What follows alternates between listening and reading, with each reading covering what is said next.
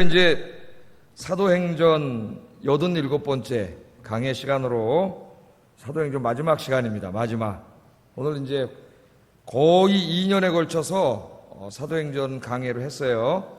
시작한 지가 엊그제 같은데 벌써 한 2년 지났습니다.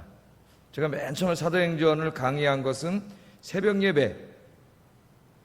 이게 이제 막 우리 옛날에 새생명 축제 할 때 있잖아요. 그때 이제 막 직분자부터 릴레이 새벽 기도 막 아마 2달 동안 계속 새벽 기도를 했었는데, 그때 이제 동네 사람들도 많고 그래서 새벽 기도가 잘 됐어요, 그때는. 그래서 그때 했는데, 그때 이제 한 57번에 걸쳐서 간단하게 제가 했었어요. 상당히 오래전인데 간단하게 했다가 수요예배에 이제 이걸 다시 하면서 57번으로 했던 것을 87번으로 늘려가지고 내용도 이제 훨씬 더 많이 자세하게 이렇게 이제 가르쳤습니다. 또 언제 사도행전을 강의하게 될지, 잘 5년만 3년만 있으면 다 잊어먹는데 사람들이 어쩌면 처음에 한 거 다 잊어먹었는지 몰라요. 사도행전 뭐 했지? 87번 했는데. 그러나 여러분 늘 말하지만은 여러분 작년에 뭐 먹었는지 기억하시는 분 있으세요? 작년에 한 달 전에 뭐 먹었는지 기억하세요? 못 하잖아요. 그래도 다 먹은 게 어떻게 됐어요? 뭐 먹었는지 모르지만은 그게 영양가가 돼가지고 그걸 잘 잡섰기 때문에 오늘 여러분이 건강한 것처럼 수요예배에 꾸준히 나오셔가지고 들은 게 그때 뭘 들었는지는 자세히 잊어먹었지만은 여러분 성경책 읽으면서도 다시 이제 생각이 나실 것이고, 이게 다 이미 뼈가 되고 살이 된 줄로 믿습니다. 들으실 때마다. 그래서 여러분 영적으로 양식이 됐어요. 그래서 오늘 드디어 이제 마지막 시간 하게 됐습니다. 그래서 오늘 제목을 끝나지 않은 사도행전의 역사 이렇게 정해봤어요. 어떤 교회는 사도행전 29장 그래가지고 막 액츠 29 이래서 전도운동 하죠. 사도행전을 오늘 31절 끝에 읽어보면은 성경이 끝난 것 같지가 않아요. 하나님의 나라를 전파하며 주 예수 그리스도에 관한 모든 것을 담대하게 거침없이 가르치시더라. 그리고 뭔가 하나 있을 것 같은데 냉기면 없어. 그죠? 끝났네? 끝났네. 하나님께서 무엇을 계획하셨을까요?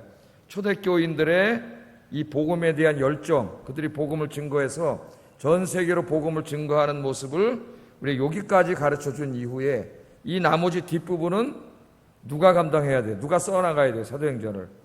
저와 여러분이 써나가야 돼요. 이 사도행전의 역사는 주님이 오시는 날까지 계속돼야 됩니다. 하나님께서 교회를 세우신 목적이 거기에 있기 때문에. 왜 교회를 세우셨을까요? 하나님이 첫째는 하나님을 예배함으로 하나님의 살아계심을 온 땅에 드러내게 할 뿐만 아니라 이 교회를 통하여 믿지 않는 이 불쌍한 사람들을 다 하나님께로 전도해서 구원하기 위해서 하나님께서 교회를 세우셨으니까 이 사도행전의 역사가 우리 아현교회와 여러분을 통해 주님 오실 때까지 계속해서 쓰여지기를 주의 이름으로 축복합니다. 아마 천국에서는 계속 쓰고 있을 겁니다. 하나님께서 천사들을 시켜가지고 아현교회가 쓰고 있는 사도행전 역사 잘 쓰고 있는지, 감당하고 있는지, 여러분 주님 앞에 가면 잘했다 칭찬받는 여러분 되기를 주의 이름으로 축복합니다. 자, 사도 바울이 이제 드디어 그렇게 가고 싶었던 로마에 도착을 했습니다. 로마는 당시 전 세계를 지배하고 있던 로마 제국의 수도였죠. 정치의 중심지고 문화의 중심지고 가장 번영하던 도시고, 로마 제국 안에서 태어난 사람이라면 누구나 한 번쯤은 가보고 싶은 그런 곳이죠. 대한민국에 태어난 사람은 어디 가고 싶어해요? 어디 와서 살고 싶어해요? 다. 여러분이 살고 계신데 여기죠. 서울에 뭐가 좋다고 그냥. 저는 원래 서울 사람이기 때문에 너는 여기서 태어났으니까 여기서 사는 거예요. 근데 이제 다 뭐로 가도 어디만 가면 된다 그래요? 속담까지 뭐로 가도 서울만 가면 돼. 다 서울로 올라오셔가지고 한 1,000만 명 되는데 요새는 좀 빠진다 그럽니다. 인구가. 집값이 너무 비싸가지고 이제 젊은 친구들이 결혼을 하면은 전세금을 마련할 수가 없어요. 그래서 이제 지금 서울에서 나가가지고 저 고향인 저 김포 쪽으로 많이 간다 그래요. 또 저쪽 남양주 쪽으로 많이 간다 그래요. 전세할 돈이 없어가지고 빠져나가서 1,000만이 안 된다 그럽니다. 지금 많이 빠져나가는 거죠. 그래서 지금 그쪽들이 아마 이제 더 교회를 개척하면 잘 될 거예요. 아마 김포 쪽에. 김포에 큰 교회가 없더라고 보니까. 거기 가서 개척을 하면은 교회 할 사람들이 잘 될 겁니다. 그러나 그 사람들이 거기 가면 뭐해? 직장은 어디로 와요? 다 서울로 오죠. 서울로 오는 길이 엄청나게 막히죠. 서울에 와서 먹고 살아야 되는데. 자, 이 로마에 이제 도착을 했어요. 여기에 가면은 로마 제국의 최고 우두머리이면서 자기를 신이라고 하는, 자신을 큐리오스라고 하는, 자기를 주님이란 말이죠. 신이라고 하는 자가 로마 중심의 한 보좌에 탁 앉아 있습니다. 그 사람이 누구예요? 로마 황제인데, 사도 바울이 지금 로마에 들어갈 때가 AD 한 60년 정도라 그랬죠. 60년 정도. 59년 60년인데 한 60년 정도 될 거예요. 그러면 그 당시에 로마를 통치하던 사람은 네로라고 하는 사람입니다. 네로. 여러분 잘 알죠? 개그 콘서트에서도 네로 많이 했잖아요. 네로 24시. 그 폭군이죠, 로마에. 그러나 로마의 폭군으로만 알고 있지만 64년 이전, 그러니까 네로의 초창기 한 10년은 네로가 폭군이 아니었어요. 세네카라고 하는 그 선생님의 지도를 받아가지고 굉장히 정치를 잘했습니다.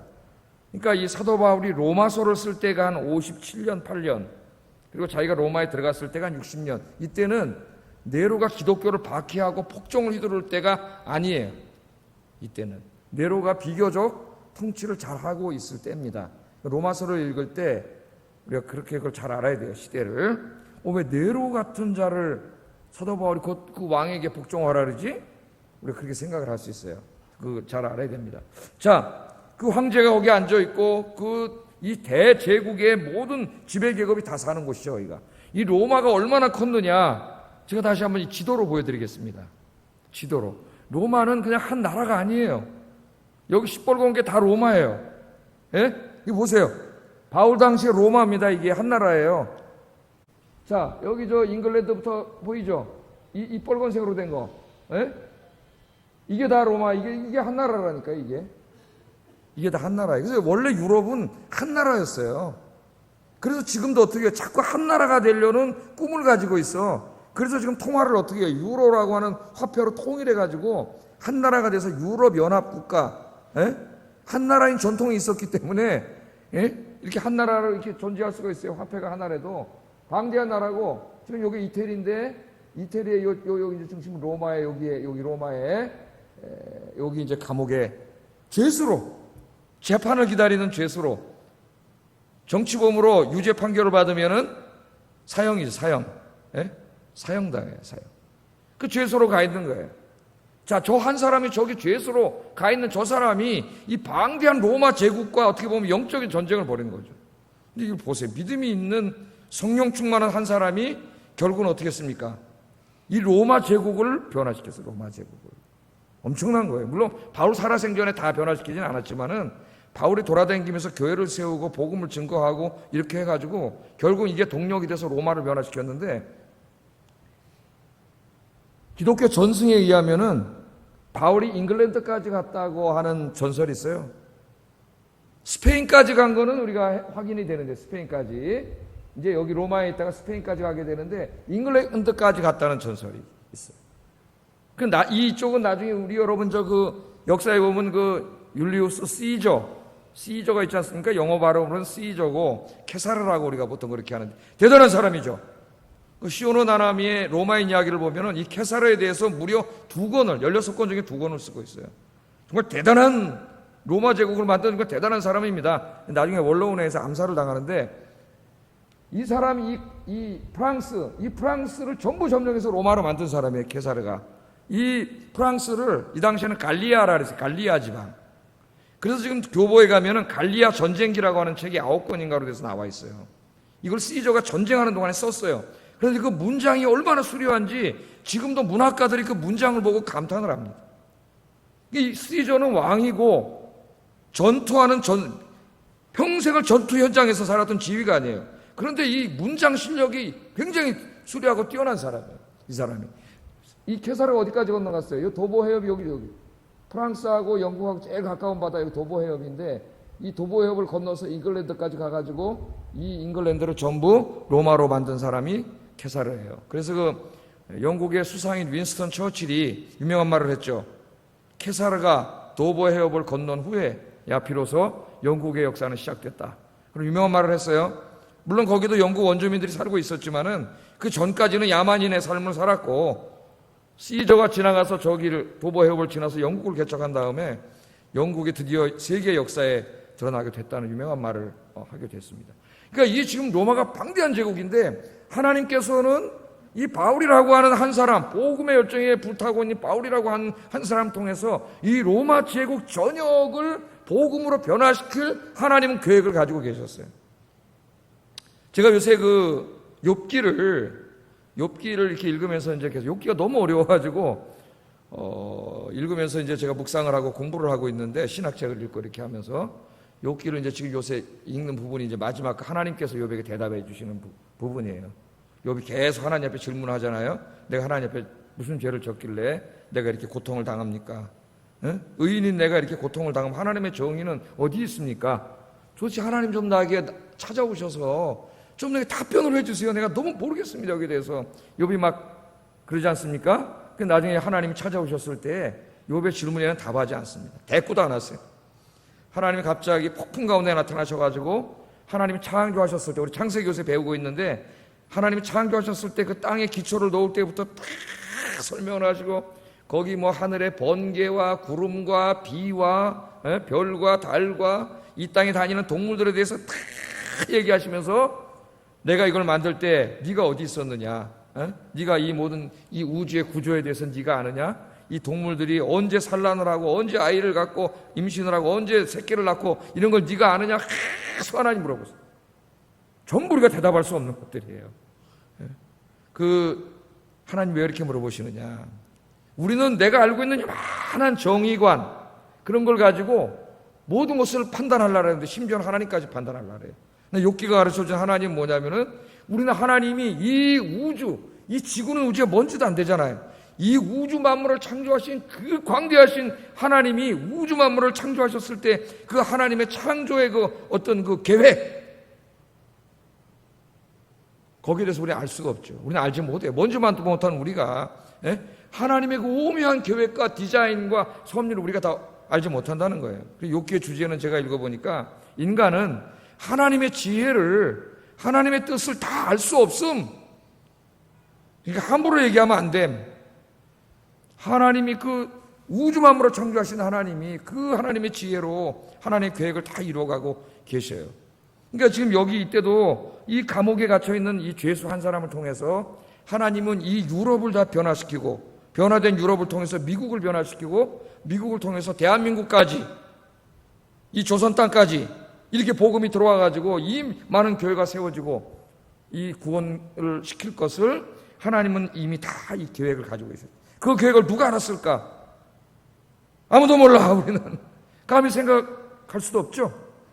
하나님께서 여러분 한 사람 한 사람을 택하시고 여러분을 통해서 하나님 무슨 계획을 가지고 계신지 모릅니다. 여러분 인생에 벌어지는 일들을 제가 욥기를 읽으면서 다시 깨달았어요. 여러분이 알고 있는 알량한 지식으로 판단하지 마세요.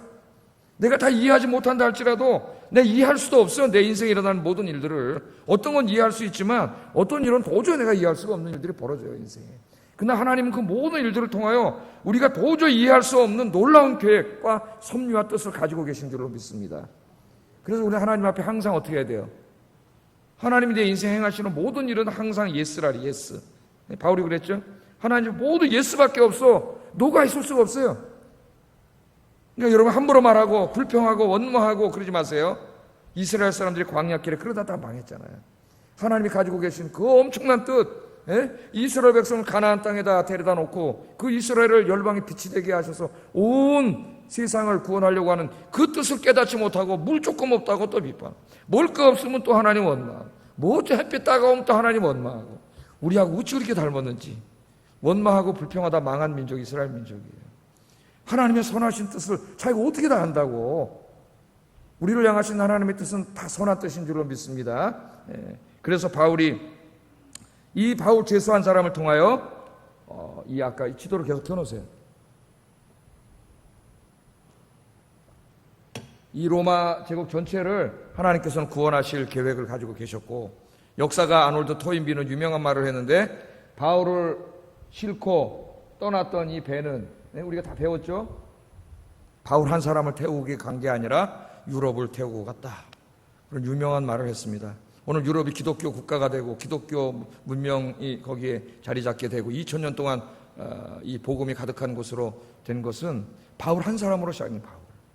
물론 많은 사람들이 전도했지만 바울 한 사람이 타고 간 배가 유럽을 태우고 갔다는 거예요. 그래서 여러분, 우리는 아무것도 아니지만은 하나님의 영이 우리 안에 들어오시면 우리는 하나님 나를 통해 무슨 일을 할지 모릅니다. 여러분이 가는 곳마다 무슨 역사를 일어날지 몰라요. 여러분 가정과 교회 안에도 여러분이 있는 부서와 하나님 그런 계획을 가지고 계세요. 여러분 바울처럼 이 하나님을 향한 이 불타는 비전과 꿈을 가지고 여러분이 가는 곳마다 복음의 역사를 싣고 가는, 하나님의 역사를 싣고 가는 여러분 되기를 주의 이름으로 축복합니다.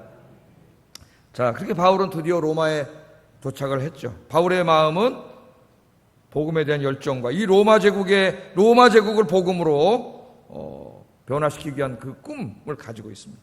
그러니까 이 마음의 비전과 꿈을 가지고 있는 사람과 그게 없는 사람은 인생이 천지차예요. 천지차예요. 여러분 꿈이 있습니까? 예? I have a dream. 여러분 꿈을 가지고 계세요? 예? Do you have a dream for God? 하나님을 향한 꿈을 가지고 계십니까? 여러분 꿈을 갖기를 주의 이름으로 축복합니다. 꿈이 없으면, 비전이 없으면 인생이 지루하고, 예? 인생에 어떤 목적도 없고 그렇게 살아가게 돼요. 허무한 데 인생을 다 날리게 돼요. 여러분 이 땅에 그렇게 오래 살지 않아요. 잠깐 오면 다 떠나야 됩니다. 우리는 이 땅에 오래 살 수 없어요. 그런 남은 인생을 뭘 하다가 살다가 죽을 건지, 하나님을 위해서 뭘 내가 하다 죽을 건지 분명히 하나의 꿈을 갖고 그렇게 사시기를 주의 이름으로 축복합니다. 자, 로마에 갔습니다. 로마에 갔어요. 그런데 감옥에 가서 갇혀야 되는데 하나님의 놀라운 은혜로 감옥에 갇히지 않습니다. 감옥에 갇히지 않아요. 셋집을 하나 얻어가지고 그 셋집에 군인 한 명이 어떻게 지킵니까? 그 사람을.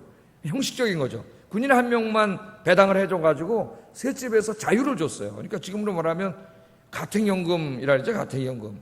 예? 가택연금인데 우리나라 이 법원이 주는 가택연금과는 비교도 안 될 자유를, 자유롭게 아무나 만나게 했으니까 그런 자유를 줬습니다. 16절 한번 읽어보겠어요. 16절 시작. 예, 이렇게 하나님께서 놀라운 역사를 주셨고요. 30절 읽어보겠습니다. 시작. 자기에게 오는 사람을 다 영접하고 그리고 거기에 복음을 증거했다는 말로 나옵니다. 그러니까 몇 년 동안 있었다는 게 나와요. 여기 로마에 가서 셋집을 얻어가지고 재판을 기다리는 기간이 2년이었다는 거 알 수 있죠. 2년. 예? 2년을 잘 기억해 두세요. 2년 동안 있었습니다. 우리가 이 성경을 번역할 때 처음에 원 저자들이 쓴 성경이 있었겠죠. 신약은 헬라어로 쓰여졌고 구약은 히브리 말로 쓰여졌고 일부분은 아람어로 쓰여졌어요. 에스겔이나 다니엘 뒷부분이라든가 몇 군데는 아람어로 쓰여졌습니다. 그래서 이제 이거 신학을 제대로 공부하려면 헬라어, 아람어, 히브리어 고어를 다 공부해야 돼요. 박사 과정을 공부하려면은. 자, 그렇게 이제 쓰여졌는데 원저자들이 쓴 다음에 원본은 없어졌다 그랬죠. 지금 원본은 없어요. 그건 지금같이 무슨 인쇄술이 발전한 게 아니기 때문에 그 성경을 보존을 하려면 지금같이 좋은 종이도 시간이 오래가면 이 종이가 다 망가지잖아요. 근데 그 당시에 그 별로 좋지도 않아요. 파피루스라든가 그냥 이 가죽 같은 데다 이제 썼는데 이걸 없어지기 때문에 또 많은 사람이 읽으려면 어떻게 돼요? 책을 많이 만들어야 되지 않습니까? 원본을 가지고. 그러다 보니 이걸 어떻게 만들었냐면 서기관이라고 하는 직업을 가진 분들이 이걸 다 썼어요. 지금처럼 볼펜같이 좋은 펜으로 쓴 것도 아니고 이걸 전부 다 필사를 했습니다. 필사를 했는데 여러분 이제 히브리어 같은 거 보면은 그 모음이 점으로 되어 있어요. 점 하나, 점 둘, 점 셋, 아래 위점 뭐 이렇게 되어 있고 어떤 것은 기역이고 기역이 약간 이렇게 곡선으로 되어 있는 기역도 있고 조금만 이상하게 이 그리면은 뜻이 완전히 달라지고 우리가 우스갯소리로 파리가 똥 한번 싸고 지나가면 뜻이 달라진다 그래요. 히브리 말이. 그러니까 이거를 이제 이 사람들이 막 이 필사를 다 하는데 엄청나게 많은 필사본이 있어요. 한 5,000개씩 막 각 성경마다 필사본이 있습니다. 그러니까 인간이 하다 보니까 약간씩 실수가 있어요. 다 똑같지 않아요, 사본이. 그래서 지금 어느 게 원본인지 알 수 없습니다.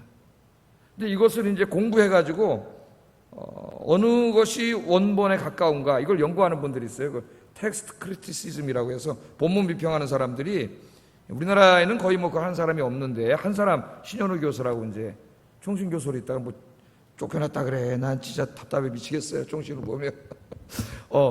그래가지고 이제 그 하는 사람들이 있어요. 그래서 그 사람들이 그 원칙을 세우고, 뭐 사본이 이제 쫙 1세기 고대 사본부터 해서 막 10몇 세기 사본도 있고 그러는데, 다 연구를 해가지고 이제 그래도 원문에 가깝다 이렇게 만들어 놨어요. 근데 그것이 아직도 이렇게 합의가 되지 않아가지고 독일에서 만드는 이제 다 잊어먹어도 됩니다, 여러분. 네서랄란트 28판까지 나왔더래요. 제가 공부할 때 27판을 제가 가지고 있는데, 또 영국에서 나오는 헬라어 성경은 UBS 제가 공부할 때 4판 제가 가지고 있는데 아마 더 나왔는지 확인 안 해봤습니다. 그렇게 성경이 나오고, 우리말 성경에도 이제 가끔 나오지만은 그 밑에다가 어페러투스라고 해가지고 난하주를 달아서 조금 이렇게 다르게 되어 있는 성경들을 다 써놨어요, 밑에다가. 우리 성경에는 안 써놨는데 원래는 써놔야 돼. 다 써놨어. 어떤 사본에는 이렇게 돼 있고, 어떤 사본에 이렇게 돼 있고, 뭔지 다 써 있습니다. 그러나 하나님이 원본은 내버려 두지 않고 우리 인간들의 노력에 의해서 원본에 가까이 가도록 학문을 공부하도록 그렇게 다 만들어 놓으셨어요. 그러나 그 차이라는 게 뭐 예수 믿어야 구원받느냐, 예수 안 믿어도 구원받느냐, 그런 차이가 아니라 아주 미세한 약간의 차이예요. 미세한 차이입니다. 그래서 이제 어떤 부분은 뺀 부분도 있고, 어떤 부분은 또 어떤 사람은 원래 저자들이 쓴 거에다 추가해서 넣는 것도 있고, 그리고 거짓 사본들도 있기 때문에 추가하면 안 되잖아요, 하나님 말씀을. 원본은 성령의 감동을 받은 건데, 이것들을 이제 다 공부하는 게 이제 이 사본학이에요, 사본학. 그걸 공부하는 사람들이 있어요, 지금. 그분들에게 감사해야 돼요. 아무도 안 알아줍니다. 근데 그분들의 노력으로 오늘 우리가 좋은 성경을 갖게 되고, 그런 걸 이제 번역한 거죠. 번역해서 우리 또 한글 번역 얼마나 잘 돼 있어요. 문제도 있지만은 우리가 이렇게 좋은 우리 글로 성경을 가지고 있다는 게 너무나 감사한 거예요. 여러분 감사하시기 바랍니다. 제가 왜 이 말을 하냐면은, 우리가 이제 택하지 않은 그 필사본 중에 서구 사본이라고 있어요. 서구 사본. 헬라어 성경에 보면 난하주에 나옵니다. 난하주에 나오는데, 이 서구 사본에 보면은 오늘 본문에 이 본문이 좀 이렇게 본문에 없는 내용이 나와요. 본문에 없는 내용. 그거 설명하려고 내가 이제까지. 본문에 없는 내용이 나오는데, 백부장 율리오, 바울을 데리고 왔던 백부장 율리오가 이 바울을 로마에 있는 수비대장에게 인계했다고 기록이 되어 있어요. 우리 성경에 없잖아요, 그런 말이. 수비대장에게 이제 당연히 인계했겠죠. 가서 이 사람이 이렇게 죄고 황제의 재판을 받으러 왔고, 이 사람에 대한 문서 다 이렇게 해서 줬겠죠. 인계를 했습니다. 이때 아마도 율리오는 바울에 대해서 이제 자기가 이야기를 해줘야 될 거야, 어떤 사람인지. 근데 율리오는 바울을 다 봐왔잖아요.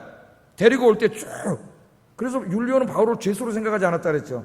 시돈에서도 막 자유를 줘가지고 친구들 만나고 일주일 동안 다, 그죠? 교회 가서 사람들 만나고 예배 드리고 오도록 다 허락해주고 그런 사람이고, 배 타고 가다 풍랑을 만났을 때도 사도 바울이 어떻게 했어요? 다 안심시키고, 사람이 한 명도 안 죽을 것이고 하나님이 이 선원들을 다 구원해 줄 거다.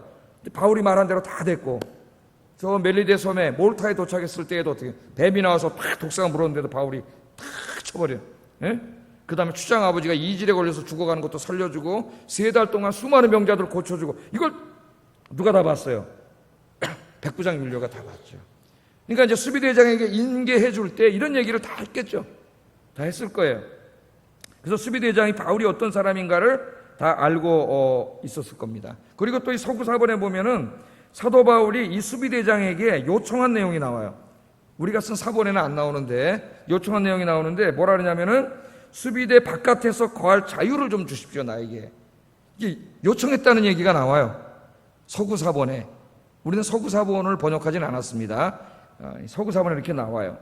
그러니까 그랬을 수도 있고 안 그랬을 수도 있어요. 근데 아마 그랬을 수도 있어요. 자, 그렇게 부탁을 했습니다. 그러니까 수비대장이 결정을 할 수 있단 말이에요, 이 사람이. 사도 바울의 부탁을 들어줄 수도 있고 들어주지 않을 수도 있어요. 왜냐하면 죄인이잖아요. 재판을 받으러 왔는데 정치범입니다. 그것도 정치범으로 로마 황제의 재판을 받으러 왔기 때문에 이 죄수를 수비대 감옥 바깥으로 내서 이렇게 셋집을 얻어갖고 네 마음대로 자유롭게 살아라, 이렇게 해줄 리는 없어요, 사실은. 그래도 도망가면 어떡해, 그거 큰일 나잖아요, 자기가 죽는데. 그렇게 바울이 부탁을 했는데 놀랍게도 수비대장이 바울의 부탁을 들어준 것 같아요. 들어줬잖아요. 그래서 오늘 성경에 뭐라 그래요? 우리가 로마에 들어가니 바울에게는 자기를 지키는 군인과 함께 따로 있게 허락됐다 그러고, 바울이 2년 동안 자기의 세를 냈어요. 월세를 내가지고 거기서 살면서 자유롭게 했다는 기록이 오늘 성경 말씀에 그렇게 나와 있습니다. 누가 이 수비대장의 마음을 움직였을까? 수비대장이 자유를 줄 수도 있고 안 줄 수도 있는데 누가 움직였을 것 같아요? 하나님께서 움직이셨어요. 인간의 마음은 누가 움직이세요? 하나님이 움직이죠.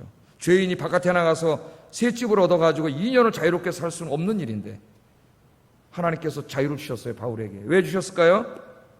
놀으라고 주셨을까요? 고생도 좀 덜하게 하려고 하셨겠지만 하나님의 은혜지만 많은 사람들을 만나서 복음을 증거하게 하려고 하나님이 그렇게 자유를 주신 줄로 믿습니다. 이 새 집에 살면서 우리 쭉 성경 지금 오늘 읽은 부분을 보면 많은 유대인들을 만나고 자기 집에 찾아오는 사람을 다 만났다 그랬어요. 만나서 구약 성경을 펴놓고 이 구약 성경에서 예언한 메시아가 바로 나사렛 예수다. 십자가에 죽으시고 그분이 부활하셨다. 예수가 니네들이 기다리던 메시아이다. 그렇게 가르쳤다고 성경 말씀에 그렇게 나오지 않습니까? 자, 그래서 복음을 증거했을 뿐만 아니라 이 셋집에서 가택연금 상태로 있으면서 사도 바울이 성경을 4권이나 썼죠. 어떤 성경 썼어요? 이걸 옥중서신이라고 우리가 하는데 누가 한번 얘기해 보세요. 아는 사람. 예? 옥중서신 4개. 옥중서신도 몰라요? 제가 몇 번을 얘기했는데 옥중서신. 에베소서, 빌립보서, 골로새서, 빌레몬서. 이 성경을 읽으면 나 갇힌 자 된 바울은 이렇게 나오잖아요. 성경 안 읽으십니까? 나 갇힌 자 된 바울은 갇힌 자 된 바울. 다 어디서 쓴 거예요? 갇혔을 때 쓴 거예요. 로마 감옥에서 4군데 편지를 보내는 일도 하고 하나님이 주신 자유의 시간을 사도 바울은 다 이것저것 자기 인생 즐기는 낭비해버린 게 아니고 어떻게 했어요? 다 이 시간을 복음 전하고 성경 쓰고 하나님의 일을 하는데 다 썼다는 거예요. 하나님의 일을 하는데 2년 동안 그렇게 했습니다. 자, 한 가지 더 생각해 볼 거는 바울이 2년 동안 죄수로 갔잖아요. 새 집을 얻었다. 월세를 얻으면 그 월세 비용이 만만치 않을 것 같아요. 지금 오늘 보면 많은 사람이 왔다 그러는데 상당히 큰 집을 얻었던 것 같습니다. 복음을 전하려고. 그것을 이제 예배의 장소로도 사용하려고 큰 집을 얻었던 것 같아요. 그러니까 많은 사람이 들어왔지. 이 당시에 로마의 주택을 연구한 사람들에 의하면 아마 3층으로 된 주택이었을 거라고 생각을 하고 있어요. 3층으로. 그 당시에 대충 로마의 주택들이 그랬다 그래요. 거기 상당히 큰 주택을 얻었습니다. 그러면 비용이 만만치 않았을 거예요. 2년 동안. 이 비용을 바울은 돈도 안 버는데 이거 어디서 났을까 이거? 그 로마의 그 형법이 어떻다 그랬어요? 죄수들이 감옥에 들어가 있어도 우리나라는 그 죄수의 감옥에 들어가면 밥을 누가 먹여줘요? 국가에서 먹여주잖아요. 공짜로 먹여주지만은 로마는 그렇게 하지 않습니다. 자기가 사 먹어야 돼요. 자기 돈으로. 죄수들은 먹여주지 않아요.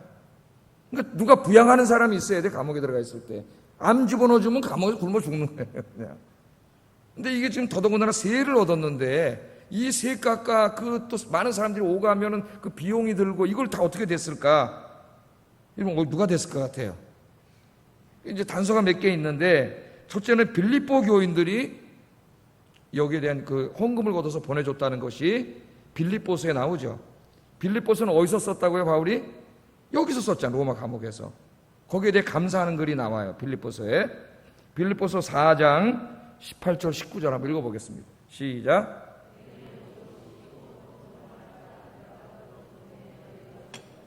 내가 풍족하니 이는 받으실 만한 향기로운 제물이요 하나님을 기쁘시게 한 것이라. 나의 하나님이 그리스도 예수 안에서 영광 가운데 그 풍성한 대로 너희 모든 쓸 것을 채우시리라. 아멘. 뭐라 그래요? 내게는 모든 것이 있고 또 풍부한지라. 이 앞에는 뭐라 그럽니까? 내가 가난에 처할 줄도 알고 부에 처할 줄도 알아. 내가 일체의 비결을 배워노라. 뭐라 그래요? 내게 능력 주시는 자 안에서 내가 모든 걸 할 수 있느니라. 그러니까 바울은 아직 그 사람 의지하고 살지 않아. 이제는 능력 주시는 주님 안에서 내가 모든 걸 할 수 있다. 그렇게 말합니다. 그러면서 이제 감사하는 거죠. 그러므로 내게는 모든 것이 있고 풍부하다. 근데 니네가 에바브로 디도, 그러니까 바울이 로마에 가서 이렇게 감옥에 갇혔다는 소식을 듣고 이 빌립보 교인들이 헌금을 걷어서 에바브로 디도 편에 바울에게 보낸 거죠. 바울에게. 그래서 에바브로 디도가 얼마나 먼 길이에요. 아까 그 지도를 보세요. 이 지도를 보세요. 자, 여기 빌립보 여기서 헌금을 걷어가지고 이 로마로 가. 여기 지금 없지만 우리 이미 공부했죠. 도로가 쫙 있습니다. 여기에 도로가 있어서 배 타고 건너가가지고 로마로 갈 수가 있어요. 이거 엄청나게 먼 거리예요. 그런데 그 에바브로 디도가 그 헌금을 가지고 바울에게 갔다 말하죠. 에바브로 디도 편에 너희가 준 것을 받음으로 내가 풍족해졌다. 그러니까 상당히 많은 이 비용이 들기 때문에 이 빌립보 교회가 이걸 감당한 것 같아요. 그런데 우리는 고린도후서 8장을 읽으면서 깜짝 놀라죠. 빌립보 교회는 상당히 가난한 교회였어요. 성도들이 극심한 가난에 시달렸다 그랬어요. 그런데 그런 가운데서도 연보를 걷어서 예루살렘 교인들의 가난을 도와줬고, 이 사람들이 또 연보를 걷어서 사도 바울의 로마 사역을 후원하고 있어요. 그래서 바울이 뭐라 그래? 이는 받으실 만한 향기로운 제물, 하나님께 제물을 드린 거나 마찬가지예요. 제물이요 하나님을 기쁘시게 한 것이라. 나의 하나님이 그리스도 예수 안에서 영광 가운데 그 풍성한 대로 너희 모든 쓸 것을 다 줘버렸는데 바울에게 갚아주시기를 원하노라. 아멘. 갚아줬을까요? 안 갚아줬을까요? 갚아주셨지. 그러니까 하나님 쓰셨죠. 예? 다 채워주셨어요. 그러나 그것만 가지고는 안 됐을 겁니다. 부족했을 거예요. 로마 교회, 그 당시에 로마에 있던 많은 형제들이 바울 올 때 어떻게 환영하러 나왔죠? 그들 중에는 누가 있었냐면 바울을 평생 도왔던 브리스길라와 아굴라가 이때는 고린도에 있다가 에베소에 있다가 다시 로마로 돌아왔어요. 로마서 16장에 나옵니다. 브리스길라와 아굴라가 돌아와 있었다는 거. 그런데 브리스길라와 아굴라는 로마서 15장 4절에 보면은 16장 4절에 보면은 나를 위하여 자기 목숨까지 내줬다 그랬어요. 돈 정도가 아니라 자기 목숨까지 내줬다 그랬어요. 브리스길라 아굴라 직업이 뭐예요? 텐트 만드는 사람이죠. 바울과 직업이 같아. 예? 군용 텐트를 만들어서 군납을 하면 상당히 많은 돈을 법니다. 일반 텐트도 만들고. 그래서 이 브리스길라 아굴라를 중심으로 로마 교인들이 상당히 많이 도왔을 거예요. 어떤 학자들은 바울이 로마에서 텐트 만드는 일을 계속 해서 자급자족했을 수도 있다 그러는데 죄수의 신분이었기 때문에 저는 가능성이 없다고 봅니다. 그래서 이 성도들이 2년 동안 이 월세에 나가는 것과 바울의 사역과 생활비를 다 도왔기 때문에 2년 동안 바울이 사역을 할 수 있었던 거예요. 그러니까 이 초대교회 성도들은 다 힘들고 어려웠지만은 그런 가운데 가장 중요한 건 하나님의 일을 하는 데 다 썼다는 거예요. 하나님 일하는 데 드리고 쓰고 그렇게 했다는 거예요.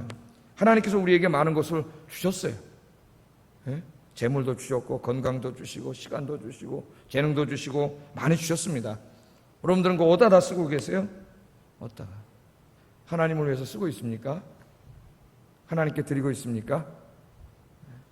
하나님의 영광스러운 일을 위해서 쓰고 있습니까? 아니면 다 자기 자신을 위해서 다 쓰고 있습니까? 하나님께 드려지기를 주의 이름으로 축복합니다. 그리고 우리가 또 하나 아는 것은 바울이 죄수로서 로마에 갔지만 아무것도 없이 빈손으로 갔는데 하나님의 일을 할 때는 하나님이 하여튼 돕는 자를 보내주시더라 이거예요. 돕는 자를 보내주시고 필요한 돈도 보내주시고 하여튼 하나님의 백성들이 진실되게 주의 일을 하려고 하면 부족한 것들을 하나님 다 채워주실 줄로 믿습니다. 그래서 우리 교회도 이렇게 지금 철거가 돼가지고 성도도 뭐 상당히 많이 진짜 한 200명 이사 가고 뭐 이런 가운데 있는데 하나님께서 헌금이 많이 부족할 줄 알았는데 안 부족해. 하나님 또 새롭게 채워주세요. 내가 깜짝 놀랐어요. 하나님 다 채워주세요. 주의 일을 하면은 하나님이 다 채워주시고 여러분들 하나님 주신 것들로 여러분들을 위해서도 써야 되겠지만은 더 하나님 기뻐하는 일에 많이 쓰시기 바랍니다. 그러려면은 왜 기독교인들이 검소하게 살아야 돼요? 구두쇠하고 검소한 건 달라요. 구두쇠는 남 안 주는 거예요. 자기로 해서 써도 남은 안 주고 하나님 위해서 안 드리는 거예요. 이게 구두쇠예요. 그러나 기독교는 구두쇠가 되면 안 돼요. 관대한 사람이 돼야 돼요. 나누어 줄 수 있는 사람이 돼야지. 검소해. 왜 검소해야 됩니까? 내가 아껴야 하나님을 위해서 쓰고 어려운 이웃들을 줄 수 있기 때문에 기독교인이 아껴야 되는 거예요.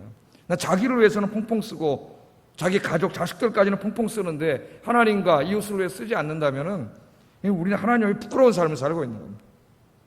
이 바울의 사역을 2년 동안 이분들이 빌립보 교인들, 로마 교인들이 도왔기 때문에 이 바울을 통해 이 로마가 변화되고 전 세계에 복음 전하는 위대한 역사가 일어난 거예요. 안 그러면 바울은 거기서 뭐 먹고 살아요?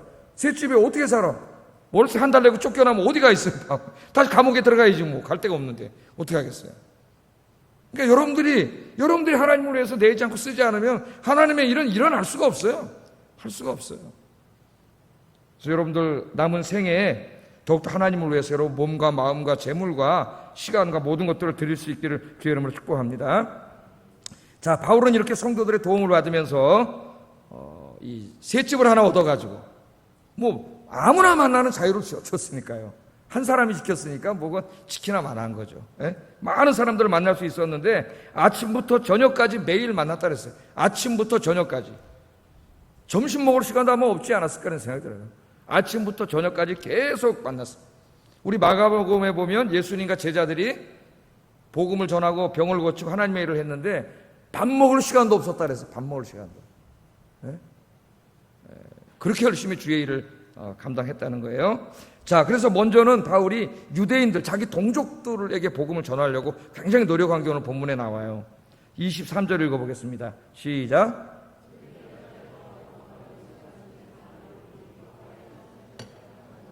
하나님의 나라를 증언하고 모세의 율법과 선지자의 말을 가지고 예수에 대하여 권하더라. 아멘. 바울이 제일 먼저 셋집을 얻어놓고 유대인 지도자들을 초청했습니다. 그 이제 앞에 나와요. 앞에 16절부터 읽으면 이 내용이 나오는데 유대인 지도자들을 초청을 해가지고 일단 자기에 대해서 변호를 하죠. 내가 로마 황제의 재판을 받겠다고 얘기했는데 그것은 내 민족을 고발하려고 그런 게 아니다. 사실은 나는 유대 민족들이 원하던 그 메시아에 대해서 증거했는데 저 사람들이 오해하고 나를 죽이려 하기 때문에 어쩔 수 없이 내가 그런 겁니다 하고 자기에 대한 오해를 푸는 얘기를 해요. 왜? 바울에 대해서 나쁜 감정을 가지고 있으면 바울이 전하는 복음을 들을 리가 없죠, 그 사람들이. 그러니까 이 신앙생활하는데 제일 중요한 게 아니면 목회자와 좋은 관계를 유지하는 게 여러분에게 굉장히 중요해요. 저는 다 여러분하고 항상 좋은 관계를 유지하고 있어요. 여러분 혼자 그러는 거예요. 마음속에 서운했다가 삐졌다가 딴 생각했다가 뭐 욕했다가. 그럼 여러분 그 설교가 들리겠냐고. 설교가 들리지 않아요. 그러면 신앙이 계속 망가지는. 신앙만 망가진 게 아니라 인격이 다 망가져요. 사람, 인간 자체가 망가져요. 이상한 사람이 돼요, 나중에. 네? 그래서 오해를 빨리 풀어야 돼. 제가 정말 목회자가 형편없는 사람이라면은 그 목회자 감둬야 돼요, 빨리. 성도들이 말씀을 들을 수가 없잖아요. 그 인격과 말씀의 선포는 함께 갈 수 없는 거예요. 인격이 형편없고 거짓말하고 저 사람이 엉터리인데 그 사람 설교를 누가 들으려고 그러겠어? 네? 그러니 이 목사가 빨리 가야 되고, 목사가 진짜 그래도 부족하지만 열심으로 진실되게 하려고 그러면 빨리 자기 생각을 해야 돼요. 하나님 말씀을 들어야 돼요. 안 그러면 이건 자기가 다 망가지는 거야, 평생이. 예? 좀 그게 힘들면 어떻게 돼요? 교회를 옮기는 게 좋아요. 그래서 정말 자기가 존경하는 목사님 밑에 가서 말씀을 듣고 자기가 살아야지. 안 그러면 자기가 죽어. 아니면 빨리 주님 앞에 기도하면서 이걸 푸는 게 중요해요. 우선 바울은 자기가 이 오해를, 자기가 안 한 거를 오해할까봐 다 이야기합니다. 오늘 성경 오해를 풀어요. 뭐 자기 하나 이렇게 잘 보이려고 하는 게 아니라 오해가 풀려야 복음을 듣잖아요. 저 사람 나쁜 사람이 아니라는 거 알아야 복음을 듣잖아요. 그래서 저도 어떨 때는 그러고 싶을 때가 있어요. 그러나 이게 한 사람 한 사람의 사생활이 다 연결된 거기 때문에 얘기할 수가 없을 때가 있어요. 그냥 제가 당하고 말아요. 그냥 가만히 있습니다. 예? 한 사람 한 사람의 사생활, 여러분 알지도 못하는 정말 끔찍한 사생활이 연결된 것들이 많이 있어요. 저 일에 모르고 막 뛰어다니고 날뛰고 다니는 거야. 아무것도 모르면서. 그건 죄를 짓고 다니는 거예요. 예? 그 내가 말하면 다 이해가 되지만 그 사람의 사생활이기 때문에 내가 그냥 모른 척해요. 말하지 않고. 그러니까 여러분, 이 마귀가 항상 은혜 받다가 누군가 나한테 와서 부정적인 얘기를 함으로 은혜 받는 게 그다음부터 깨질 수가 있어요. 이건 아주 현실적인 얘기이기 때문에 내가 여러분 사랑하는 마음으로 하는 거예요. 그렇게 되면은 절대 신앙생활 할 수 없습니다. 마귀에게 딱 사로잡혀서 마음이 다치기 때문에 설교가 들리지 않아요. 그다음부터 안 들릴 거예요. 나도 정말 내가 어느 교회를 다니는데 어떤 목사님의 나쁜 얘기를 듣고 내가 진짜 그 사람 그런 사람이라고 생각을 하고 있다면 그 설교가 들릴 리가 없죠. 그다음부터 고통이 찾아오는 거예요, 자기 인생에. 그래서 여러분도 오해받을 게 있으면은 그런 의미에서 오해를 풀어야 돼요, 우리가. 목사도 그렇고. 그래서 주의 말씀이 흥왕하게 일어나게 되기를 주의 이름으로 축복합니다. 마음을 열려야 이 말씀을 들어야지. 하나님은 목사를 통해서 여러분에게 하나님의 말씀을 전하도록 하셨어요. 데살로니가 교인들이 바울이 전하는 설교를 하나님의 말씀으로 받았다 그랬어요. 바울이 잘하였도다. 이 말을 하나님의 말로 받지 않으면 이게 무슨 의미가 있어요? 무슨 의미가 있어요? 안타까운 거죠. 용의 양식을 먹어야 영혼이 살이 찌는데 우리 아이께 성도님들은 그렇게 되기를 주의 이름으로 축복합니다. 자, 바울이 자기에 대해서 오해할까봐 다 얘기했더니 유대인 지도자들이 뭐라 그러냐면은 아직 우리는 당신에 대해서 아무 소리도 들은 적도 없고 저 예루살렘에서 당신을 고발하러 온 사람도 없습니다. 우리는 당신에 대해서 잘 모르니까 당신에 대한 얘기를 듣고 싶은데 우리가 하나 알고 있는 거는 당신이 가는 곳마다 당신이 전한 설교 때문에 사상 때문에 문제가 자꾸 일어난다는 얘기는 들은 적이 있습니다. 그래서 우리가 직접 당신의 설교를 듣고 싶습니다. 당신의 신학 사상을 듣고 싶습니다. 그렇게 얘기를 합니다. 그래서 약속을 한 거예요. 그럼 언제 만납시다. 그게 23절이에요. 23절 다시 한번 읽어보겠습니다. 시작.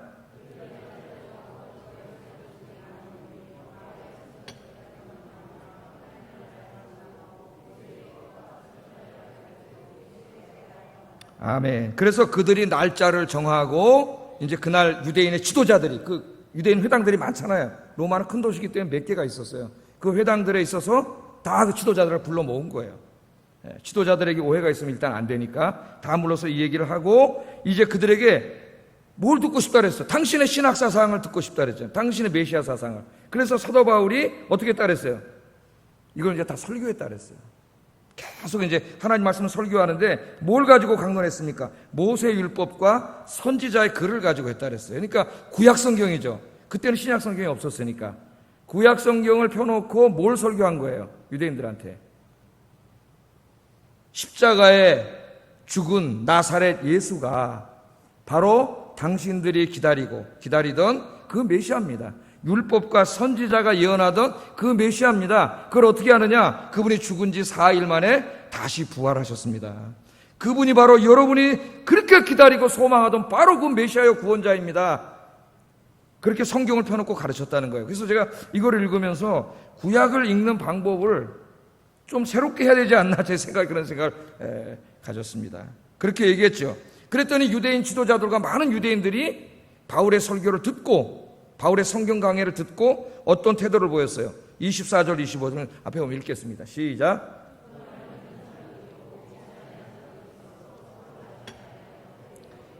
이 유대인들이 많이 와서 들었는데 바울의 말을 믿고 정말 그 나사렛 예수 십자가에 죽은 예수가 정말 3일 만에 부활한 하나님의 아들 메시아구나 그렇게 믿은 사람도 있었고 또 믿지 않은 사람도 있어서 자기들끼리 의견이 충돌이 돼가지고 흩어졌다. 성경은 그렇게 이야기합니다. 그런데 그 다음 말씀 25절 27절을 보면 안 믿는 사람이 훨씬 많았던 것 같아요. 소수만 믿고. 한번 읽어보겠습니다. 거기도 시작.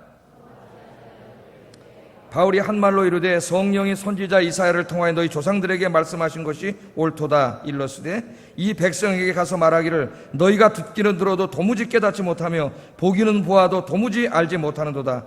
이 백성들의 마음이 우둔하여져서 그 뒤로는 둔하게 듣고 그 눈은 감았으니 이는 눈으로 보고 귀로 듣고 마음으로 깨달아 돌아오면 내가 고쳐줄까 함이라 하니라. 그러니까 훨씬 더 많은 사람들이 안 믿었다는 거예요. 이사야 선지자의 말을 인용하면서 아무리 증거해도 마지막 때 이스라엘 백성들이 하나님의 백성들이 믿지 않는 것에 대해서 하나님이 심판한 내용이 여기 그 말씀을 인용하는 거죠. 많은 사람들이 믿지 않았어요. 그러니까 유대인들이 하나님의 선택받은 백성임에도 불구하고 구약 성경을 누구보다도 많이 알고 있는 사람임에도 불구하고 그 눈이 멀어버렸어요. 구약 성경을 수십 번을 읽었을 텐데 그 사람들이 어쩌면 수백 번을 읽었을 텐데 영적인 눈이 어두워지니까 성경을 읽으면서 거기서 예수님을 발견하지 못하는 거예요. 그건 똑같아요. 우리가 성경 66권을 하나님 이렇게 아름다운 책으로 주셨는데 영적인 눈이 어두워지면 이 성경을 백날 읽어봐야 졸음만 와. 여기서 하나님을 만나지 못하고 하나님의 음성을 듣지 못하는 거예요. 오늘 하나님이 여러분의 영의 눈을 열어주시기를 바랍니다. 설교를 들을 때 하나님의 말씀을 읽을 때 이 말씀이 막 살아서 꿈틀꿈틀 움직이고 좌우로 날서는 어떤 것보다도 예리해서 여러분의 심령의 골수를 쪼개는 역사가 있기를 주의 이름으로 축복합니다. 하나님은 말씀을 통해서 말씀하세요. 말씀을 통해서. 네? 이건 죽어있는 문자가 아니에요. 영의 눈이 닫힌 자에게는 죽어있는 문자에 재미 하나도 없는 책입니다. 이게 무슨 재미가 있어요? 그러나 하나님께서 여러분의 영의 눈을 열어주시면 이 책은 세상에서 제일 흥미로운 책이에요. 살아계신 하나님, 창조주 하나님이 말씀하시는 책이에요. 그래서 은혜 받은 어떤 사람은 밤새도록 읽는데 이 손을 띄지를 못해가지고 밤새도록 읽었더니 밤새도록 눈물을 흘리면서. 이런 은혜가 우리에게 있어야 돼요. 예? 여러분에게도 이런 은혜가 회복되기를 주의 이름으로 축복합니다. 자, 유대인들은 그러나 구약 성경을 가지고 있고 수십 번을 이미 읽었고 세계 최고의 신학자인 사도 바울이 설교를 하는데도 믿지 않았어요. 왜? 영의 눈이 어두워지면, 영의 귀가 어두워지면 들리지 않습니다. 하나님이 열어주셔야 돼요. 그래서 제가 기도할 때 뭐라 그래요? 들을 귀를 주시고, 들을 귀를 주시고 볼 수 있는 눈을 주세요. 네? 예수님도 요한계시록 설교하면서 뭐라 그랬어요? 들을 귀 있는 자는 들을지어다. 아무리 예수님이 외쳐도 귀가 닫힌 자는 들리지가 않아요. 하나님 말씀. 아무리 하나님이 살아서 역사해도 영의 눈이 어두워진 자는 하나님의 역사를 보지를 못해요. 불행한 사람이에요. 불행한 사람. 하나님의 말씀이 들려지고 주님의 역사가 보여지는 여러분 되기를 주의 이름으로 축복합니다. 유대인들이 그렇게 믿지 않았어요. 그러니까 바울의 역사를 우리가 쭉 사도행전을 읽어보면 어떤 지역에서는 굉장히 많은 사람이 회개하고 돌아와요. 근데 어떤 지역에서는 극소수만 회개하고 돌아와. 특별히 철학의 도시요, 우상의 도시였던 아테네에서는 극소수만 회개하고 돌아왔어요. 정말 똑똑한 사람들이 많이 사는 곳인데 거기서는 극소수만 돌아왔어요. 또 유대인들에게 복음 전할 때 극소수만 돌아왔어요. 그러니까 같은 복음을 같은 사람이 전해도 그 사람과 지역에 따라서 결과가 달라지더라는 거예요. 그래서 어떤 강남에 이제 은퇴하셨지만 큰 몇만 명 모이는 교회를 만들었던 그 목사님은 맨 처음에 인천에서 목회를 했는데 인천에서는 목회하다 실패했다. 목회가 안 돼가지고 강남으로 와서 압구정동에다가 했는데 그 사람의 그 어떤 굉장히 교양적인 설교, 이런 수준 있는 설교가 강남 사람들한테 먹혀가지고 거기서는 꽃을 피웠다 그래요. 그러니까 이 하나님의 말씀도 사람에 따라서 좀 맞아야 될 것 같아요. 그 사람 설교와 지역과 사람과 좀 맞아야 이게 있을 것 같아요. 하나님의 역사가. 하여튼 그러나 우리 교회에는 맞든 안 맞든 하여튼 하나님이 역사하실 줄로 믿습니다. 하나님이 역사하시면 귀가 열리는 거예요. 귀가 열리는 거예요. 유대인들이 귀를 닫으니까 사도 바울이 이제 더 이상 유대인들에게 하지 않고 뭐라 그러니까 내가 이제는 이방인들에게 복음을 전하겠다 그래요. 28절 읽어보겠습니다. 시작.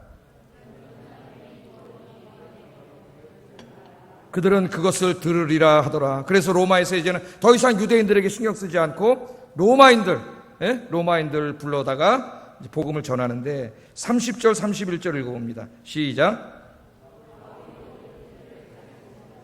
자기에게 오는 사람을 다 영접하고 하나님의 나라를 전파하며 주 예수 그리스도에 관한 모든 것을 담대하게 거침없이 가르치더라. 2년 동안 셋집에 살면서 셋방 돈은 누가 대줘요? 교인들이 헌금으로 지원을 해서 셋집에 살면서 복음을 전했어요. 2년 동안 아침부터 저녁까지 담대하고 거침없이 복음을 전했다. 그렇게 이야기합니다.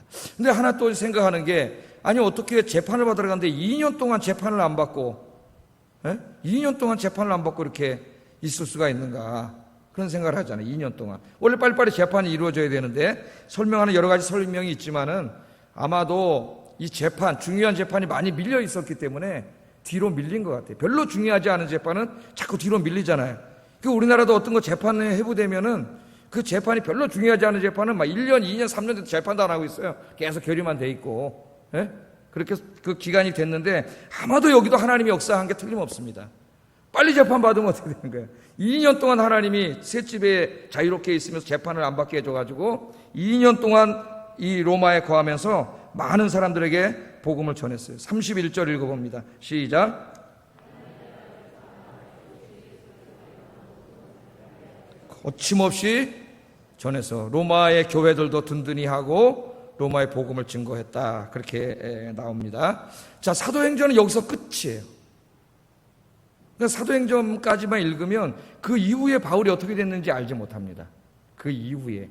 그런데 이제 그 역사가인 유세비우스의 역사책에 보면은 사도 바울이 2년 후에 재판을 받아가지고 이제 석방이 돼요. 사도행전에 안 나오잖아요. 감옥에 있는 걸로 재판도 안 받은 상태에서 끝나잖아요. 그런데 이제 그 이후에 유세비우스 역사책에 보면은 2년 후에 재판을 받아서 로마에서 석방이 돼요. 62년도 정도 되는데 석방이 돼가지고 자기가 정말 어디까지 가고 싶다 그랬어요.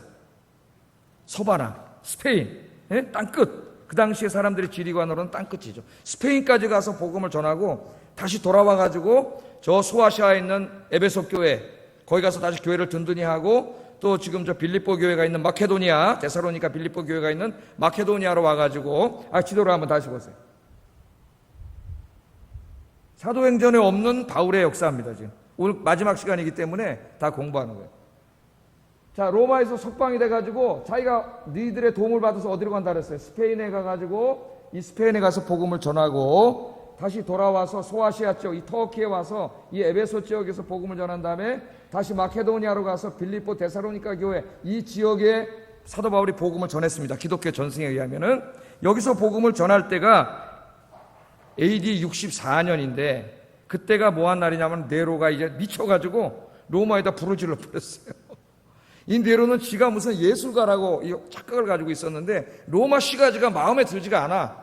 그러니까 로마를 다시 세우고 싶었어요. 다시 다 짓고 싶었는데 다시 질 수가 없잖아요. 이미 다 문명이라는 게 지어졌으니까. 그러니까 불 질러갖고 다 태워갖고 다시 질러놨어요. 그러니까 미친놈이죠. 자기 친엄마를 죽였으니까. 자기를 낳은 친엄마를 네로가 죽였으니까요. 미친놈이죠. 거기다 불을 질렀어요. 네로에다가. 그러니까 네로 씨가 다 불타버려요. 그러니까 이 밀란이 일어나가지고 지가 죽게 생겼으니까 이 죄를 누구에다 뒤집어 씌웠냐면은 그 당시 로마 사람들이 싫어하던 기독교인들에게 뒤집어 씌웠어요. 이제 베드로 전서에 보면 그런 내용이 나오는데, 그 기독교인들이 공적이 된 거예요. 로마의 화재범이 된 거예요. 그 기독교인들이 다 끌려가는 거예요. 감옥에 가고 순교하고 죽고 막 이런 일들이 막 거기서 벌어지는 거죠. 바울이 이제 자꾸 좀 내비둬 그대로. 자, 여기 이렇게 마케도니아에서 복음을 전하다가 이 로마에서 교인들이 네로치아에서 박해를 받고 있다는 소식을 듣게 된 거죠. 사도 바울이 64년도에, 석방은 62년도에 됐고, 그래서 이제 바울이 어때? 자기는 마케도니아에서 편안하게 목회할 수가 있었어요. 그런데 편안하게 자기만 있을 수가 없었습니다. 자기가 그래도 2년 동안 있으면서 가르치고 복음을 전했던 양들이 그 네로치아에서 고통을 받고 감옥에 가고 고문당하고 있는데 나 혼자 이렇게 있을 수 없다 그래가지고 바울이 다시 어떻게 해요? 로마로 들어갑니다. 로마로 들어가요. 그래서 이 들어가기 전에 마케도니아에서 데살로니가 전서를 쓰게 되고, 디모데 전서를, 이제 감옥에 들어가서 로마에서 사역을 하다가 정치범으로 잡혀가지고 다시 투옥되게 돼요.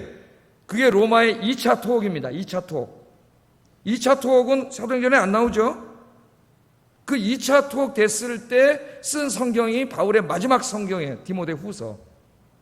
그래서 새벽 기도 나오시는 분들은 제가 디모데 전서 후서 가르칠 때 역사적인 이걸 잘 가르쳤어요. 그래서 지금 이제 이걸 마치고 이쪽 부분을 설교할까? 그런 생각이 있습니다. 이 뒷부분이 자세히 안 나왔으니까 사도행전에는.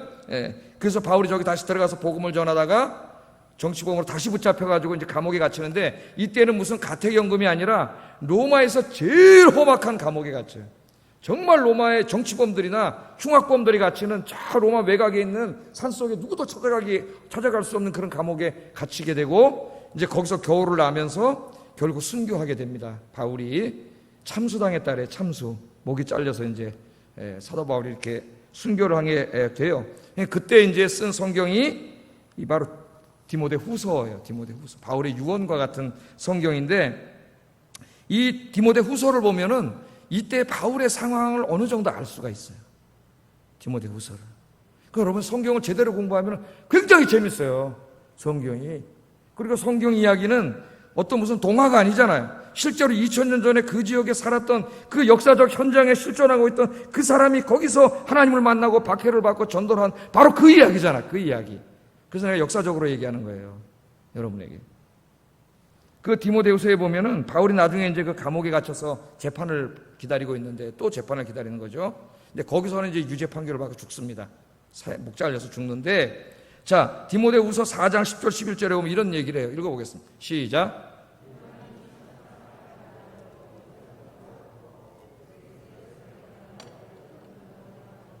누가만 나와 함께 있느니라. 네가 올 때에 마가를 데리고 오라. 그가 나의 일에 유익하리라. 그러니까 사도 바울이 감옥에 갇히니까 그 바울이 돌봐줬던 로마 교회 성도들이, 이때는 핍박을 받는 때였기 때문에 바울 괜히 면회 갔다가 자기들도 다 붙잡혀 죽을까봐 다 바울을 이제 그냥 내버려 둔 거예요. 찾아가지 않는 거예요. 다 떠났고 누구만 남았다래. 누가만.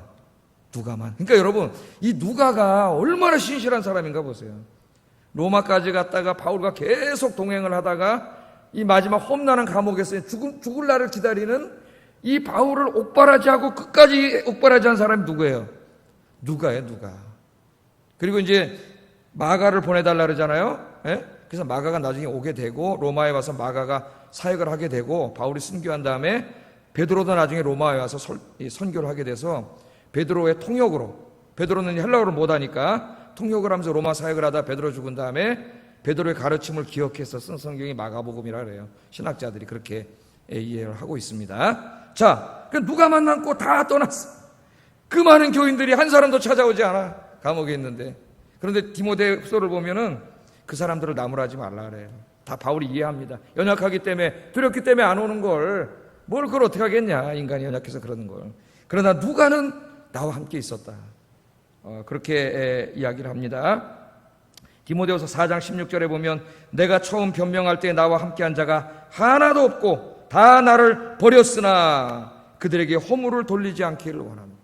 사람이 배신감을 느끼면 서운하잖아. 내가 목회자로서 그렇게 자기들을 위해서 했는데 내가 감옥에 갇히가 하나도 안 찾아와?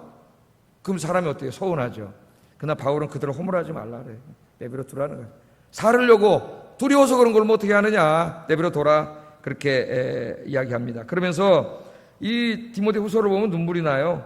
그 감옥에서 이제 가을인데 이때가 겨울을 맞이하게 되는 것 같아요. 그러니까 그 험난한 감옥이 지금도 이 좋은 감옥들인데 얼마나 엉망진창했겠습니까, 거기가. 그러니까 이제 이 부탁을 합니다, 디모데에게. 디모데 4장 13절 보면은 읽어보겠습니다. 시작. 겉옷을 가지고 오고 또 책은 특별히 가죽 종이에 쓴 것을 가져오라. 거기서 이제 디모데후서 서신을 쓰면서 뭐라 그래요? 겉옷을, 아마 그 드로아라고 하는 곳에 가보라고 하는 사람의 집에 바울이 입고 다니는데 겉옷을 놓고 온 것 같아. 근데 지금 이제 겨울이 오니까 춥잖아요.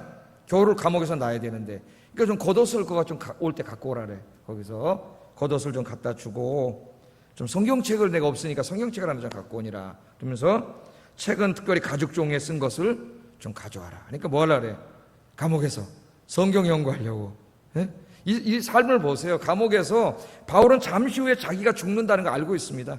그런데 마지막으로 디모데후서를 쓰고 거기서 성경을 가져다 달라 그래서 성경을 읽고. 그러니까 여러분 요새 보면은 그 인생 시간이 많이 됐네. 그 연세가 드셔가지고 이제 교회 못 나오시고 그런 분들이 많이 있잖아요. 근데 여러분 이 믿음이 있는 분들은 그때 이제 교회는 못 나와도 성경을 읽고 기도하면서 하나님과 마지막을 가까이 하면서 이제 잘 결국 천국에 가는데, 그렇지 못한 분들은 이 남은 그 시간이 엄청난 고통과 지옥의 시간이 돼요.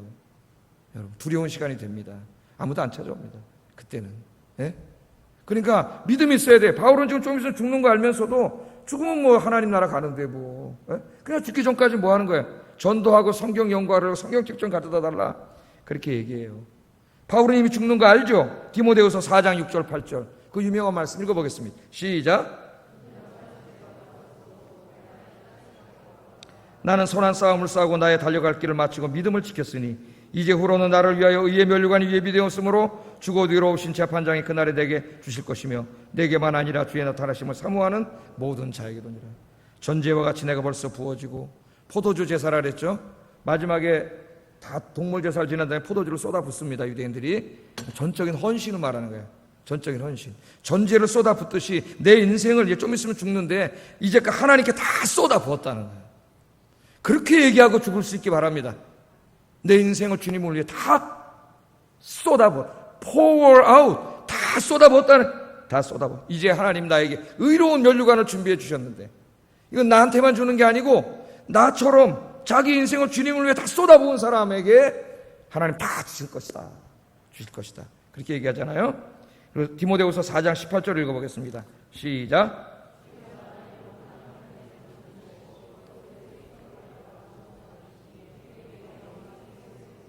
예. 주께서 나를 모든 악한 일에서 건져내시고 또 그의 천국에 들어가도록 구원하시니. 죽는 걸 아는 거예요. 여기 구원한다는 말은 감옥에서 구원받는다는 얘기가 아니라 구원은 두 가지예요. 여기는 순교입니다. 바울이 더 할 일이 있을 때는 하나님이 다 살려줬죠. 이때까지 풍랑에서 감옥에서 다 살려줬어요, 유대인들로부터. 그러나 이제는 할 일을 다 했어요. 이제는 바울이 순교로 하나님께 영광을 돌릴 날입니다. 그 구원은 순교의 구원이에요. 순교의 구원. 그러니까 때로는 순교가 순교가 영광이에요. 우리 그리스도인들의 가장 큰 영광이 뭡니까? 주님을 위해 죽는 거예요. 주님을 위해 죽는 게 가장 큰 영광이에요. 이게 잘못돼가지고 예수 믿고 돈 많이 벌고 잘 사는 게 이게 무슨 어디 도대체 이런 게 기독교가 되어버렸어요. 우리 그리스도인의 최고의 영광은 주님을 위해 살다가 주님을 위해 죽는 겁니다. 그러나 아무나 죽는 거 아니에요. 순교의 영광은 아무나 누릴 수 있는 게 아니에요. 그런데 사도 바울은 여기 그걸 얘기하잖아요. 아마 바울도 인간이었기 때문에 만일 저 사람들이 나를 갖다 놓고 모가지로 이제 치려고 탁 할 때에 내가 너무 무서워가지고 주님을 부인하면 어떡하지? 이런 생각도 약간 들었을 것 같아. 이 말씀을 읽어오면. 그러나 뭐라 그래? 주께서 나를 모든 악한 일에서 건져내시겠고. 그러니까 사탄이 우리를 마지막으로 공격하는 최고의 무기가 죽음이에요. 죽음. 죽음 앞에 수많은 사람들이 배교했죠. 죽음보다 두려운 게 어디 있어요? 부활의 신앙을 확신하고 천국의 신앙을 확신하지 않는 사람은 절대로 순교할 수 없습니다. 죽음 앞에 다 쓰러져요. 죽음 앞에서. 그런데 사도 바울은 주께서 나를 모든 악한 일에서 건져내시고 천국에 들어가 내가 순교하고 천국에 들어가도록 나를 지켜주실 줄 믿는다는 거예요. 그 믿음을 주실 줄 믿는다는 거예요. 그러면서 감격을 해가지고 그에게 영광이 세세 무궁토록 있을지어다. 아멘. 무슨 석방돼가지고 뭐 부귀영화를 누리고 잘 사는 게 아니라 이제 목 잘려서 죽는데 그 죽는 순간도 자기가 믿음을 끝까지 지키고 순교함으로 자기를 천국으로 인도하실 하나님의 은혜를 생각하면서 하나님께 찬양과 경배를 돌리잖아요. 우리 신앙의 수준을 우리가 한번 생각해 봐야 된다는 거예요. 네? 주님을 위해서 좀 있으면 목 잘라 죽는데 그 목 잘라 죽을 때 내가 너무 무서워서 나 주님 몰라요가 아니라 그 목 잘라 죽는 순간까지 믿음을 지키게 해줄 것을 믿고 자기를 천국으로 인도해 주실 주님의 은혜를 감사하면서 찬양하는 여러분이 이런 소망을 갖고 살기를 주의 이름으로 축복합니다. 그러면 세상이 두렵지 않아. 죽음이 두렵지 않아. 이 세상을 이길 수가 있어요. 예? 죽음이 뭡니까? 이 죄 많고 고통 많은 이 세상으로부터 이제 보따리 다 싸가지고 의와 평강과 하나님이 계신 천국으로 이사가는 날이에요. 아니라고 쳐다보는 것 같아, 꼭 나를. 이사가는 날인 줄로 믿습니까? 여러분 여기 조그만 판잣집에 살다가 어느 날 돈 많이 벌어가지고 내가 아파트 하나 샀어요. 우리 집 앞에 보니까 아파트 새로 쫙 졌는데 막 진짜로 어마어마하게 져놨더라고요. 그래갖고 내일 그 아파트로 이사 가는데 오늘 여기서 집 이사 가는데 뭐 이렇게 서운하겠어요. 그 아파트만 바라보는 거지. 여러분 죽는 거는 이사 가는 날이에요. 여러분 이 죄악과 고통의 세상으로부터 여러분 이제 너무나 좋은 하나님 계신 곳으로 이사 가는 날인 줄로 믿습니다. 그런 믿음을 가진 사람 두렵지 않겠죠. 이길 수 있겠죠. 오늘 오신 여러분들이 그런 믿음을 갖고 사시기를 주의 이름으로 축복합니다. 자, 이제 사도행전을 마감하면서 우리 기도하겠습니다. 사도행전의 마지막 장, 마지막 절을 읽는 사람은 사도행전 이야기가 끝나지 않았다는 인상을 받습니다. 한 장을 넘기면 꼭 사도행전 29장이 있을 것 같습니다. 맞습니다. 사도행전의 이야기는 끝나지 않았습니다. 사도행전의 이야기는 지금까지 계속되고 있습니다. 여러분 기억나십니까? 요엘 선지자의 예언의 말씀, 베드로는 오순절 성령께서 강림하심이 요엘 선지자 예언이 성취된 것이라고 설교했어요. 읽어보겠습니다. 시작. 하나님이 말씀하시기를 말세에 내가 내 양을 모든 육체에 부어주리니 너희의 자녀들은 예언할 것이요 너희의 젊은이들은 환상을 보고 너희의 늙은이들은 꿈을 꾸리라.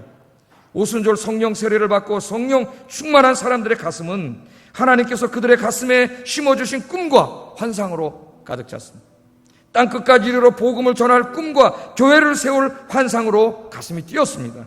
그들이 베드로였고 스데반이었고 빌립이었고 바울이었고 바나바였고 누가였고 디모데였고 루디아였습니다. 성령께서 강림하셨을 때 그들의 가슴은 복음에 대한 꿈과 환상으로 가득 찼습니다. 하나님께서는 저와 여러분이 이 시대에 베드로와 바울이 되기를 원하십니다. 여러분들이 복음에 대한 꿈과 환상으로 가득 차 복음 들고 가정으로, 시장으로, 직장으로, 학교로, 동네로 나가기를 주님께서 원하십니다. 지금도 사도행전의 역사는 성령 충만한 믿음의 사람들을 통해 계속 쓰여져 가고 있습니다. 지금도 성령께서는 성령의 사람들을 통하여 사도행전의 역사를 계속 진행시켜 나가고 있습니다. 21세기에 쓰이고 있는 이 위대한 사도행전의 역사에 우리 하나님께 여러분들이 주인공이 되시기를 주의 이름으로 축복합니다. 기도하겠습니다. 그 일을 위해서 기도합니다. 화면을 보면서 내 마음속에 복음을 향한 하나님을